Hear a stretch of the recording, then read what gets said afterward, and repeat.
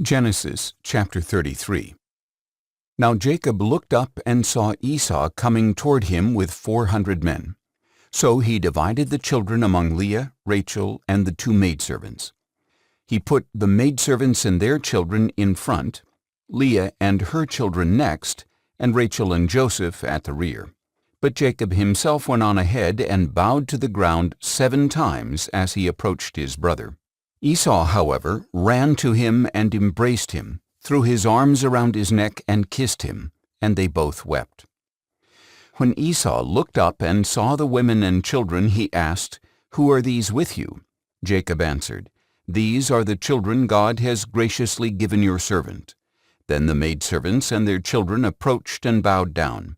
Leah and her children also approached and bowed down, and then Joseph and Rachel approached and bowed down. "What do you mean by sending this whole company to meet me?" asked Esau. "To find favor in your sight, my lord," Jacob answered.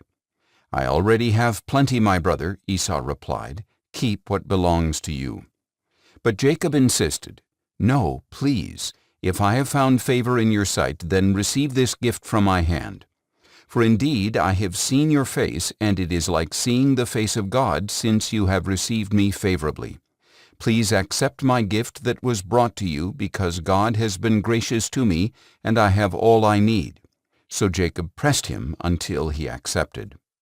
Then Esau said, "Let us be on our way, and I will go ahead of you."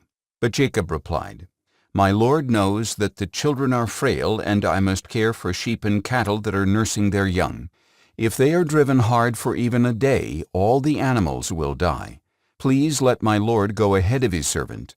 I will continue on slowly at a comfortable pace for the livestock and children until I come to my Lord at Seir." "Let me leave some of my people with you," Esau said. But Jacob replied, "Why do that? Let me find favor in the sight of my Lord." So that day Esau started on his way back to Seir. But Jacob went on to Succoth, where he built a house for himself and shelters for his livestock. That is why the place was called Succoth.